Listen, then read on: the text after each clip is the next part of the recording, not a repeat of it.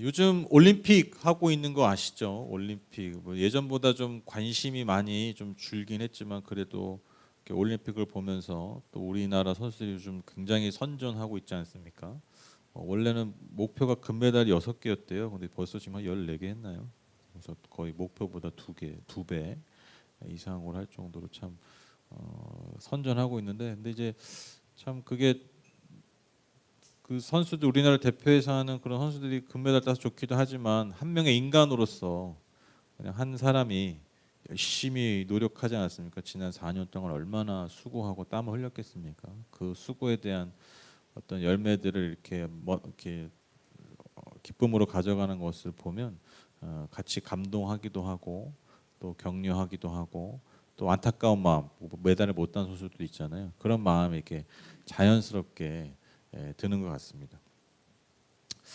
근데 저는 이제 올림픽 이런 경기를 이렇게 보면서 중계 이렇게 보이잖아요. 그러면 이렇게 막 응원하고 막뭐 태극기 흔들고 또 뭐 각자 나라의 국기를 막 흔들고 응원할 이렇게 모습 보면 가끔 이렇게 그걸 보고 있으면 참 신기해요. 뭐가 이렇게 신기하냐면 진짜로 신기해요. 그게 뭐냐면 저 사람들 왜 저기서 이렇게 신나게 응원하고 있을까?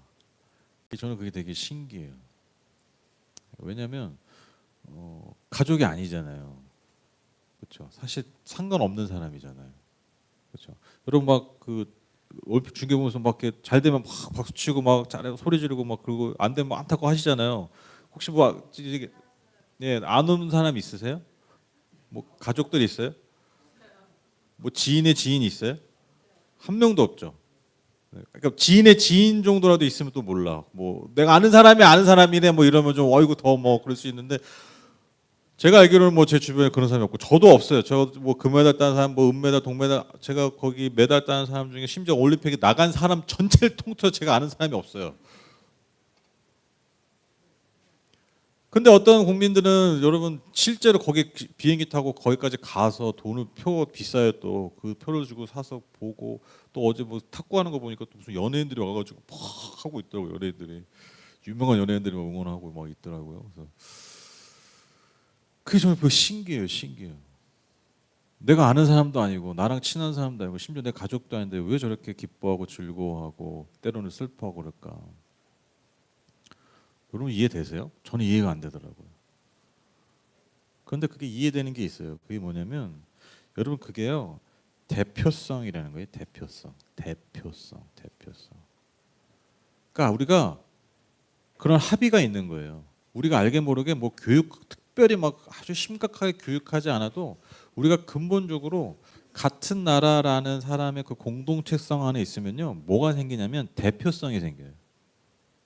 우리가 대한민국이라는 그 공동체 안에 살고 있잖아요. 물론 내가 선택한 건 아니지만 근데 그렇게 내가 대한민국이나 그런 공동체 안에 살게 됨으로써 무엇이 생기냐면요 대표성이 생겨요. 누군가 우리나라의 이름으로 무언가를 하면요 같은 마음이 생기고요 같은 뜻이 생겨버려요. 그래서 그 사람이 실제로 나랑 전혀 알지 못하는 사람일지 할지라도 그 선수들이 우리나라를 즉 내가 속한 이 대한민국이라는 나라를 대표하기 때문에 같은 마음이 생겨 버리는 거예요. 누구도 우리한테 그렇게 교육한 적이 없어요. 여러분 올림픽 보실 때 금메달 따면 여러분 같이 기뻐하셔야 됩니다.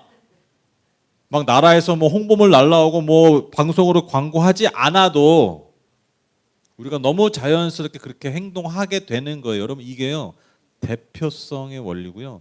이게 대표성이 갖는 아주 강력한 힘이에요.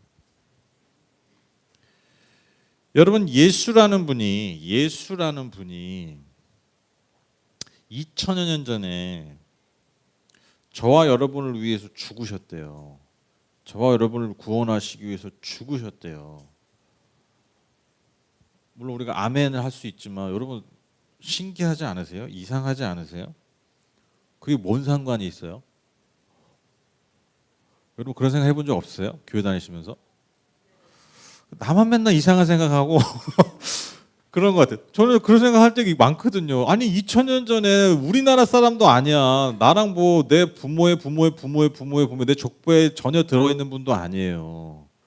전혀 다른 지역의 지구 반대편에 있는 분이 그 정말 뭐 예루살렘 지금의 유명한 도시지만 옛날에 예루살렘 쳐주지도 않은 도시였어요. 너무 작은 나라기 때문에. 거기에서 죽은 한 선지자잖아요. 한 예언자잖아요. 한 스승이라고 불렸던 사람이잖아요. 그냥 당시 사람들 평가에 의하면. 여러분 그 사람이 죽었어요. 십자가에서 가장 처절한 방식의 십자가로 죽었어요. 로마에 의해서. 여러분 그게 지금 사실 2000년 후에 나와 무슨 상관 있냐고요. 이성적으로 따져보면 아무 의미 없어요. 사실 아무 의미 없는 거예요. 무슨 의미가 있겠어요. 그게 나한테 2000년 전에 일어난 그 사건이. 이게 대표성이에요, 여러분. 네. 이게 대표성의 힘이에요. 하나님이 그렇게 하시기로 결정하신 거예요. 인류라는 이 테두리 안에서, 인류라는 공동체 안에서 하나님의 아들이 그렇게 하셨다라는 그 대표성 때문에 우리가 구원받는 거예요. 여러분 이해 안 되죠? 근데 그렇게 우리 이해 안 돼도 그렇게 응원하고 있잖아요. 그게 대표성의 원리라는 거예요. 그게 힘이에요. 하나님께서 창조주께서 인류의 구원을 위해서 예수 그리스도를 인간을 대신한 속죄물로 받으시기로 결정하신 거예요. 대표로. 이거는 여러분 논리로 해야 되는 게 아니에요. 논리로 하는 게 아니에요. 이 인류라는 공동체 안에 이 창조주의 피조물 안에 우리가 들어와 있다면 하나님이 정하신 이 대표성의 원리 아래서 우리가 정말 구원을 받는 것이죠. 이게 대표성의 엄청난 힘입니다. 엄청난 힘. 그런데 여기서 여러분 우리가 또 하나 반드시 기억해야 될 하나의 대표성이 있어요. 그게 뭐냐면요. 바로 하나님의 말씀인 성경입니다. 성경. 여러분 하나님은요. 모든 만물을 통해서 말씀하세요. 모든 만물을 통해서 그분의 방식으로 말씀하세요. 여러분 하나님은 꿈에도 말씀하시는 경우도 있잖아요. 그렇죠? 그런 적 있으시죠? 있으시리라 믿습니다. 기억이 안 나서 그러지. 네, 하나님이 꿈으로도 말씀하시고요. 또 사람을 통해서도 말씀하시고요.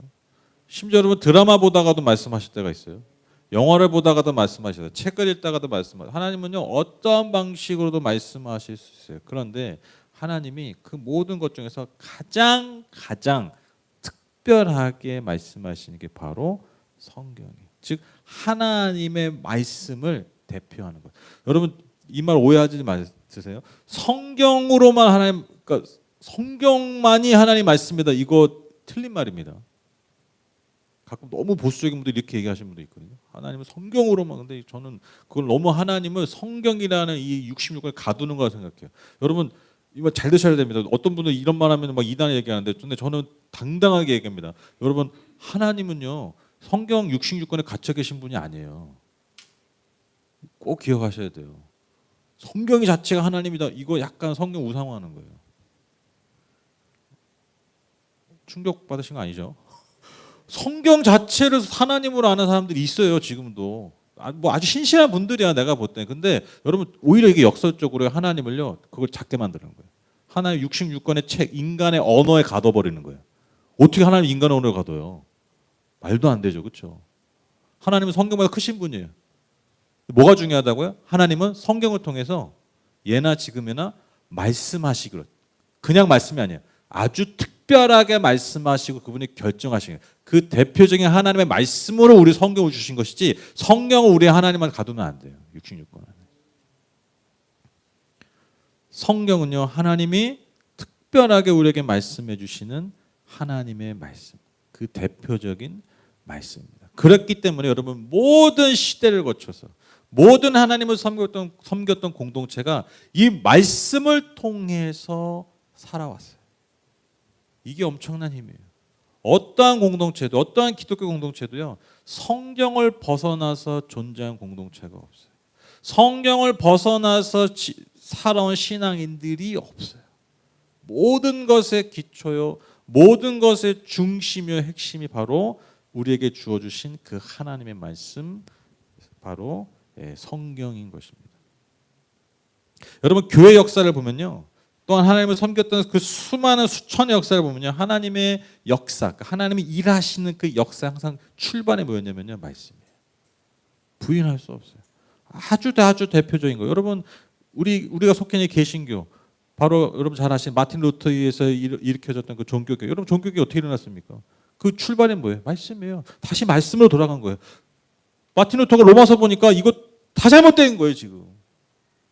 종교가 지금 기독교가 미신이 되어버리는 거예요. 말씀의 능력이 사라져버린 거예요. 하나님의 말씀이 교회의 중심이 된 게 아니라 인간의 덕지덕지 붙인 전통, 인간의 덕지덕지 붙인 그 종교적 행위들이 여러분 그 기독교 핵심이 되어버려 있는 거예요. 그래서 오직 말씀으로 돌아가는 운동, 여러분 그게 종교개혁 아닙니까?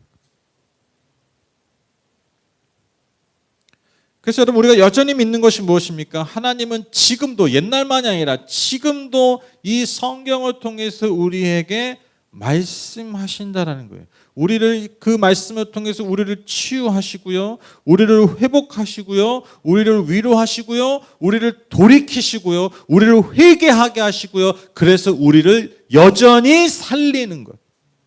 여러분 이게 하나님의 말씀인 성경입니다.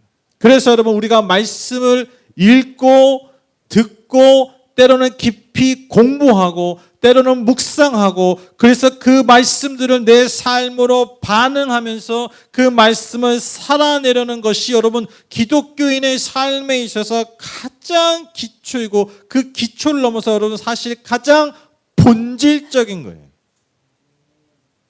제가 이렇게 강조하지 않아도 우리는 이것이 사실 너무나 마땅하다라는 것을 알고 있습니다. 그러나 문제가 무엇입니까? 우리는 어느 때보다도 잘 읽을 수 있는 능력이 있는데 읽지 않아요. 더 잘 이해할 수 있는 도구들이 예전보다 훨씬 많아졌는데 이해하려 하지 않는다라는 것입니다. 여러분 예전에 성경은요 아무나 못 읽었는 거 아시죠? 옛날에 중세만 해도 성경은요 라틴어로만 번역이 됐어요. 라틴. 옛날 그 이탈리아 말이죠. 이태리냐 이탈리아냐 같은 나라입니다. 그 라틴어로만 번역했어요. 그 이외의 단어로 이외의 언어로 번역하면요 심지어 화형에 처하기도 했어요. 왜? 거룩한 언어를 오염시켰다 이거. 거룩한 성경 오염시켰다. 지금 생각 말도 안 되죠. 그리고 여러분 그 인쇄술 그 구텐베르크 여러분 아시죠? 그 활자 이 책을 대량으로 찍어낼 수 있는 이제 그런 기술이 발견되기 전까지는 여러분 책 한 권 값이 집 한 채 값이었대요. 그러니까 성경은요 그냥 교회 이런 데만 있는 거예요. 큰 교회, 성당 이런 데만 있는 거예요. 일반인들이 성경을 볼 일이 없어요. 글을 읽을 수도 없고 일단 라틴어니까 글도 못 읽고 너무 비싸. 성경은 그냥 저 사제들이나 교회에서나 그 사람들만 보고 그냥 그러니까 그 사람들 얘기해 주는 것만 듣고 아 이게 성경인 걸 이렇게 이해하는 거예요. 그래서 여러분 옛날에 교회 가면 그림들이 많잖아요. 왜 그림이 많습니까? 왜 성경을 왜 많이 그립니까? 글을 못 읽으니까 성경이 없으니까요 그림으로 설명하는 거예요. 옛날 성경을 그렇게 이해했어요. 지금은요. 집에 일단 몇 권씩 있죠 기본적으로. 영어 성경도 있고, 그렇죠? 번역도 많고, 개역개정도 있고, 새번역도 있고, 우리 막 버전별로 보잖아요. 이렇게 많아요. 어느 때보다도 여러분 성경이 우리 손에 가깝게 있습니다. 그리고 여러분 지금처럼 교육이 잘 돼 있는 나라 시대가 어디 있었습니까? 거의 우리나라 거의 모든 국민이 한글을 읽을 수 있잖아요. 뭐가 문제라고요? 그러니까 참 인간이 참 너무 참 인간의 기본값이 아니까 때로는 안타까울 때가 있는데 제가 예전에 몇 주 전에 했던 설교 있잖아요. 잘 되면 잘할까. 인간이 참 연약한 게 뭐냐면요. 잘 되면 더 잘해야 되는데 잘 되면 더 안 하는 것 같아요. 더 사모함이 사라지는 것 같아요. 여러분 오늘날 그리스도인의 교회들이 문제가 뭡니까? 성경을요 읽지 않아요. 여기서 읽는다는 것은 단지 눈으로만 읽는다는 게 아니라 그것을 내 것으로 만들어가지 않는다. 여러분 그 관계들 보면 이렇게 안 좋은 관계들이 있잖아요. 그렇죠? 안 좋은 관계들 괜찮으시죠? 저랑은 또 부부들도 이렇게 뭐 연인들도 이렇게 안 좋을 때 있잖아요. 관계가 안 좋을 때 있고 막 그런단 말이에요. 근데 여러분 그 안 좋은 관계에 대해 나타나는 특징이 뭔지 아세요? 자기 말만 해요. 그렇죠? 좋은 관계일 때는 어때요? 더 많이 들어요. 수용성이 커져요. 그렇죠? 그래서 안 좋은 관계는 항상 보면 내 말만 해요. 내 생각만 있고요. 내 감정이 더 커요. 그렇죠? 여러분 다 경험해 보셨을 거예요. 근데 관계가 좋을 때는요. 상대방의 마음이 들려요. 제가 이 찬양팀 예전에 청년부 때 할 때 찬양 인도하면서 이렇게 연주를 하면서 희열을 느낄 때가 있어요. 그게 뭐냐면요, 합이 맞을 때예요. 여러 악기가 합이 맞을 때인데, 여러분 그 합이 어떻게 맞는 줄 아세요? 내가 연주를 잘한다고 되는 게 아니에요. 상대방의 연주를 잘 들릴 때, 여러분 그때 연주가 잘 돼요. 그때 정말 아름다운 희열을 느끼는 음악이 나와요. 나만 열심히 하면 되는 것 같죠? 절대 안 그래요.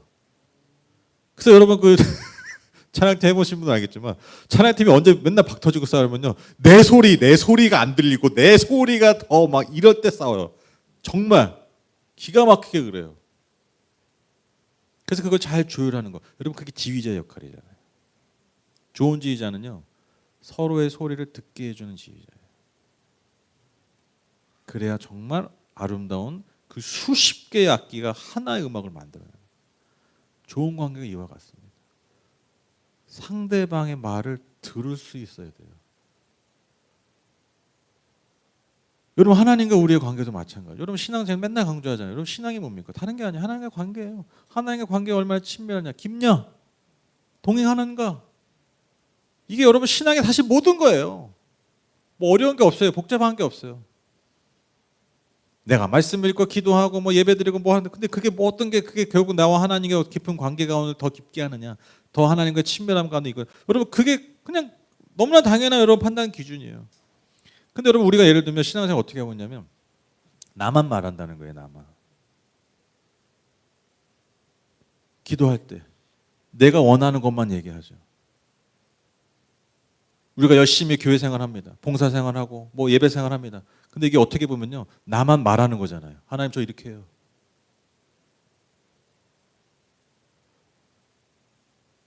우리가 하나님의 말을 들어야 되는데 잘 듣지 않아요.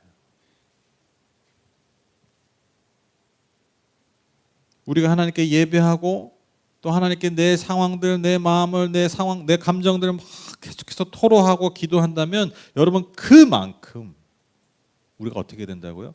하나님의 말씀을 들어야 됩니다. 귀 기울여야 돼요. 여러분 이게요, 너무나 당연한 신앙인의 참다운 관계의 당연한 모습이라는 거예요. 당연한 모습이에요. 그냥 당연한. 그래서 여러분 우리가 하나님의 말씀을 들을 때는 크게 두 가지가 있어요. 첫 번째로 공적인 하나님의 말씀을 잘 들어야 되고요. 두 번째로 사적인 하나님의 말씀을 잘 들을 수 있어야 돼요. 마치 여러분 우리가요, 인생을 살아갈 때 개인적 관계들이 중요하고 또 사회적 관계들이 중요하잖아요. 그렇죠? 뭐 예를 들면 내 뭐 가족들, 내 부부 관계, 이런 개인적인 나름의 그런 관계도 되게 좋지만, 여러분 또 우리 사회적 관계도 좋아야 되잖아요. 뭐 예를 들면 교회 공동체 관계, 그렇죠? 다 좋아야 돼요. 둘 중에 하나만 하면 이제 진짜 좀 피곤한 인생이 되는 거죠, 그렇죠? 밖에 나서 너무 잘하는데 가족들한테 막 개판이고, 그렇죠? 집안은 너무 잘하는데 막 밖에 나가서 너무 절대 좋은 인격이 아니잖아요, 그렇죠? 마찬가지입니다. 우리가 하나님의 말씀을 들을 때도요, 여러분 공적으로 우리가 하나님의 말씀을 들을 때가 있고요, 사적으로 하나님의 말씀을 들을 때가 있어요. 공적인 게 뭐겠습니까? 일은 예배예요. 부족하지만 설교자 입술을 통해서 전해지는 그 공적 말씀을 우리가 잘 귀 기울여 하나님의 말씀으로, 하나님의 뜻으로 들을 수 있어야 돼요. 마찬가지로 그것을 전하는 저도 두렵고 떨리는 마음을 해야겠죠. 이것이 하나님의 말씀으로 여겨지기 때문에. 하나님 그렇게 말씀하세요. 물론 설교자의 언어가 부족하고 설교자가 말하는 내용이 부족할 수 있지만, 여러분 하나님 그렇게 결정하셨다니까요. 그래서 설교자가 개차반이어도 여러분 그걸 정말 하나님의 말씀 믿음으로 들으면요, 그걸로 하나님 역사하시는 거예요. 그걸로 하나님 말씀하시는 거예요. 뭐 유창한 언변과 뭐 아주 고지식이죠. 아주 좋은 지식으로 여러분 설교를 한다 해도 여러분 그거 자체가 하나님의 말씀이 되는 게 아니라니까요. 그 말씀을 듣는 내 마음의 파, 내 마음의 중심, 그것이 중요합니다. 근데 여러분 거기만 머물면 안 돼요. 공적인 말씀을 듣는 것만, 여러분 거기서 우리의 하나님 말씀을 듣는 것을 멈추시면 안 된다는 거예요. 무엇이 필요하다고요? 내가 개인적으로 하나님의 말씀을 들을 수 있어야 돼요. 즉 내가 개인적으로 하나님의 말씀을 읽고 묵상하고 때로는 그것을 깊이 알아가는 시간들을 하나님께 드릴 수 있어야 돼요. 저는 이게 우리 시대에 많이 필요하다고 믿습니다. 더 많이 필요합니다. 왜 그런 줄 아세요? 왜 그런 줄 아세요? 너무나 많은 말들이 우리를 유혹하기 때문에. 너무나 많은 말들이 우리 귓가에 들리기 때문입니다. 정보의 양이요, 너무너무 많아졌는데요. 문제가 뭡니까? 그 정보의 양을 분별할 수 있는 능력이 그만큼 우리가 갖춰져 있지 않아요. 어떤 교육과 관련된 전문가가 그런 얘기 하더라고요. 오늘날 그 많은 아이들이 그 삶의 주체성을 잃어버리고 어떤 성장과 성숙이 더뎌지는 게 뭐냐면 너무 틀과 보호 아래 있다라는 거예요. 근데 그게 왜 그렇게 됐냐면 과정 여러 가지 이유가 있겠지만 언제부터 많이 그 아이들이 이렇게 보호하기 시작하냐면요. 여러분 사건 사고가 많아져서 여러분 보호가 많이 된 게 아니에요. 예를 들면 뭐 밖에 나가 조심해라 뭐 이렇게 막 하잖아요. 못 놀게 하고 어디 못 가게 하고 막 그렇게 하잖아요. 근데 이게 사건 사고가 많아져서 그런 게 아니라 여러분 지금요 옛날보다요 제가 어릴 때 한 2, 30년 되잖아요. 그전보다 지금 훨씬 여러분 유괴범 거의 없었어요. 아시죠?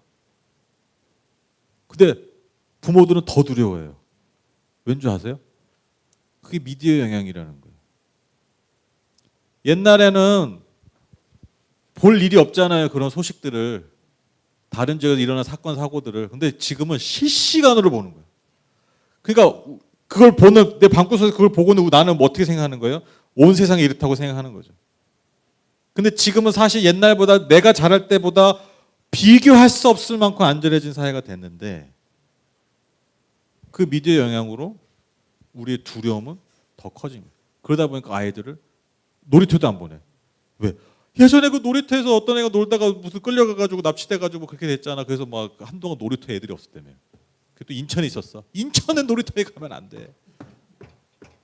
근데 여러분 10년 전, 20년 전보다 그런 사건 사고가 일어나는 게 비교할 수 없을 만큼 줄었어요. 근데 우리는 거기에 영향을 받는 거죠. 뭐에 영향을 받아요? 내가 듣고 내가 보는 말에 영향을 받아요. 지금 내가 보고 있고 지금 내가 듣고 있는 말에 우리는 영향을 받는다고요. 내가 내 마음대로 사는 것 같죠? 내가 내 뜻대로 사는 것 같죠? 내 뜻대로 살잖아요. 하나님 뜻대로 안 살잖아요. 다 내 뜻대로 살아 그냥. 네. 근데 그거 아세요? 우리는 절대로 내 뜻대로 내 말대로 살지 않아요. 누군가의 말을 듣고 살아요. 누군가의 말 때문에 산다니까요. 누군가의 말에 의해서 여러분 이끌려고 살아요. 우리는. 내가 내리는 판단, 내가 내리는 중요한 결정, 사실 내가 심사숙고해서 내가 내리는 것 같지만 사실 누군가의 말에 의해서 결정합니다. 그래서 여러분 우리의 삶에 뭐가 필요해요? 그 모든 어느 때보다도 사방팔방에서 나에게 말을 걸어오는 이 시대 가운데서 정말 내가 무슨 말을 듣고 따라야 되는가? 그래서 내가 수없이 뜨는 그 여러분 유튜브도 알고리즘 아시죠? 유튜브 많이 보시잖아요, 그렇죠? 유튜브 내가 뭐 하나 클릭하면 계속 그거 뜨죠. 그게 알고리즘 때문이잖아요. 그러면 그래서 그게 위험한 거예요. 이 유튜브가 이런 SNS 위험한 게 뭐냐면 그 알고리즘 때문에 내 생각과 내 판단을요, 여러분 어떻게 하냐면 조종하기 시작하는 거예요. 진짜로 그런다니까요. 여행 가고 싶어. 그래서 여행 유튜버를 틀었어. 온통 내 그 여행 유튜버야. 그 여행 가고 싶은 마음이 들죠. 어떻게 해요? 여행을 가. 돈은 없어. 할부해. 할부 갔다 와서 어떻게 해요? 또 몇 개월 갚어. 갚을 때쯤에 또 뭐가 들어와요? 또 유튜브 또 내. 또 영상 뜨네. 재밌죠? 진짜 사람들이 이렇게 살아요. 진짜 이렇게 살고 있다니까요. 지금 현대인들이. 지금 내 눈앞에 계속 뜨고 있는 그 알고리즘에 의해서 내 판단, 내 카드, 내 한 달, 거기에 맞춰서 지금 살고 있다고요.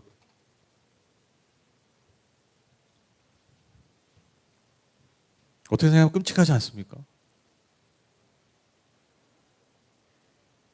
여러분 누구의 말을 듣고 사십니까?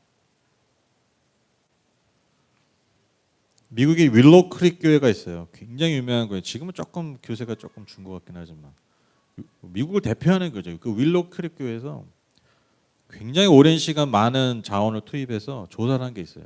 그게 뭐냐면 결국 교회와 신앙인들 성장시키고 성숙시키는 게 뭘까?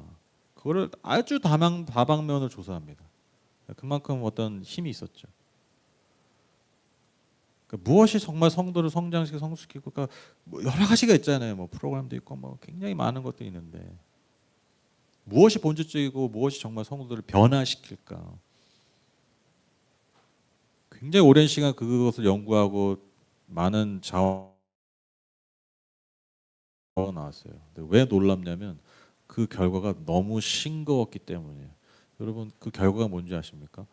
성도를 성장시키고 변화시키고 성숙시키는 가장 중요한 거, 그게 뭐냐면 성경을 읽는 거였어요. 성경을 읽는 거. 이게 진짜 결론이었어요. 보통 보면 여러분 정말 심혈을 기울이고 정말 엄청난 자원과 시간을 들여서 나온 그 결과물들을 보면, 연구를 보면 사실 되게 단순해요. 그렇죠? 제가 예전에 말씀드렸던 70년이 넘게 인간을 행복하게 건강하게 뭔가 70년을 동안 수백 명을 연구했는데 결과가 뭐였어요? 좋은 관계다. 그러니까 인간의 본질은요, 여러분 너무 단순한 거예요. 우리가 복잡하게 사는 거지. 하나님의 말씀을 읽는 것이었다라는 거예요.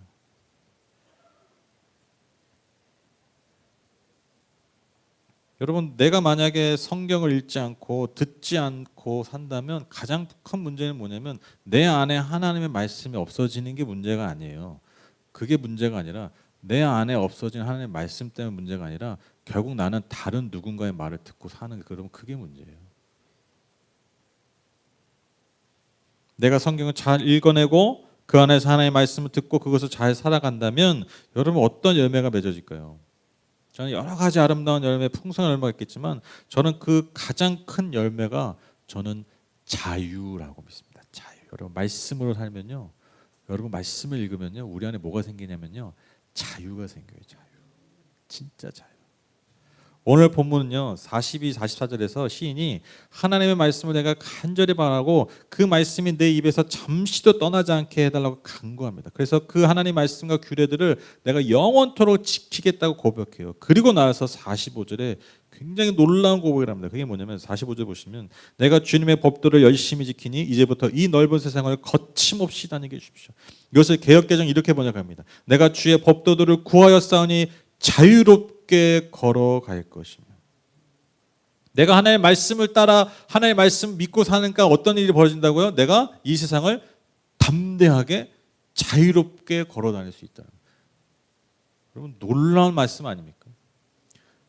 진짜 내 안에 하나님의 말씀이 있다면요, 여러분 뭐가 생긴다고요? 세상 가운데서 내 삶이 자유로워진다는 거예요. 자유로워.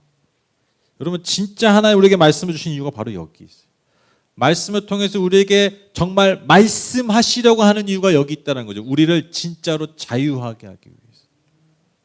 참 자유함 가운데 살게 하기 위해서. 여러분 하나님께서 우리를 신앙의 자유로 부르실 때 그 정점에 뭐가 있냐면요, 자유예요. 자유. 여러분 이스라엘 하나님이 구원의 모형이 뭡니까? 출애굽이잖아요. 출애굽. 그렇죠? 출애굽 뭐 한 거예요?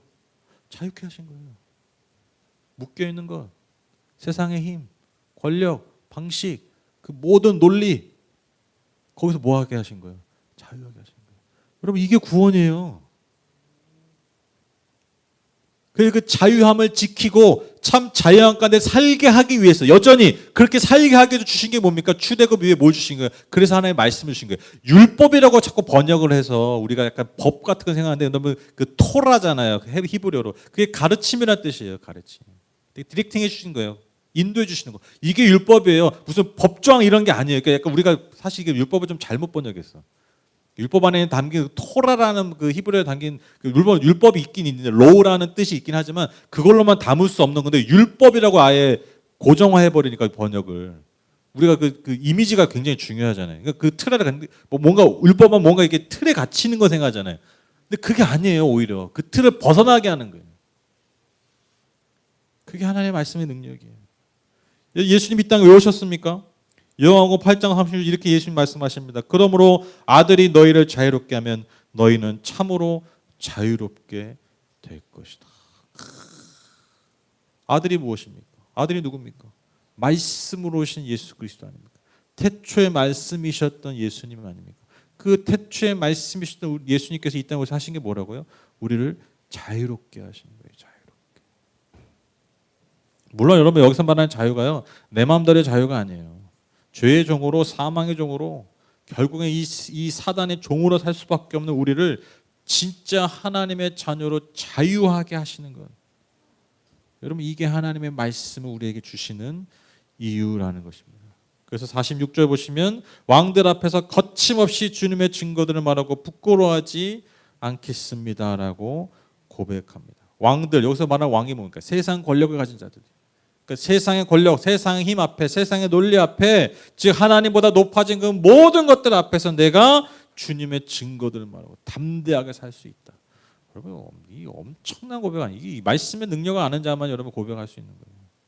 그렇죠? 이렇게 주님의 말씀을 증거할 수 있는 자들의 특징이 뭡니까? 자유한 사람들이에요. 자유한 사람. 여러분 이 제자들이 여러분 오순절 마가의 다락방 사건 이후로 성령의 임재 이후로 전과 후가 완전히 달리잖아요. 그게 뭐예요? 자유해진 거예요. 그들 안에 있는 하나님의 말씀이 성령을 통해서 감동을 받고 여러분 그 역사가 일어나니까요. 그들이 세상으로부터 자유해지는 거예요. 옛날 세상에 묶여 있었잖아요. 세상의 시선, 세상의 판단. 그래서 결국 예수님을 배반했잖아요. 예수님을 손가락질했잖아요. 왜? 그 세상의 시선과 두려움. 그것 때문에. 거기서 어떻게 된 거예요? 자유해져.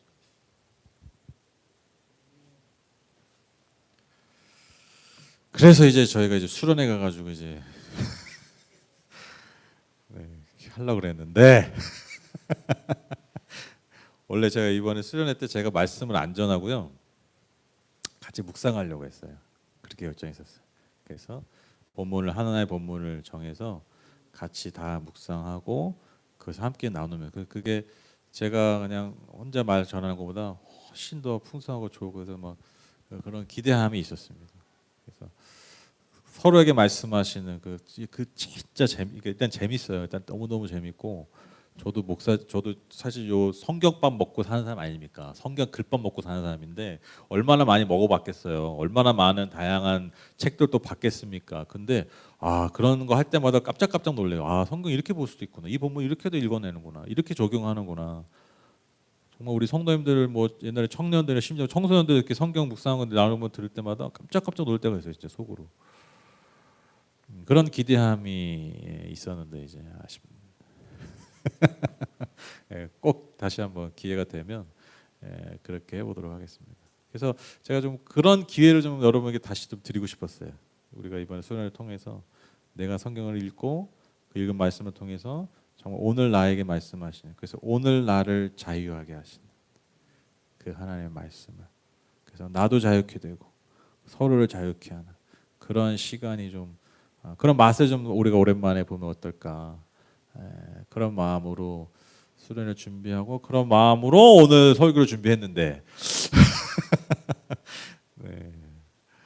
여러분 이 말씀 오늘 잘 갈무리하셔서 여러분 우리 일상에서 좀 여러분 많이 적용하셨으면 좋겠어요. 그래서 여러분 좀 읽으세요. 그냥 뭐 막 너무 각 잡고 안 읽으셔도 돼요. 그냥 읽으세요. 그냥 맨날 유튜브만 보지 말고 맨날 드라마만 보지 말고 우리가 좀 그래도 하루에 차분하게 앉아서 10분, 20분이라도 성경을 보는 시간을 가지셔야 돼요.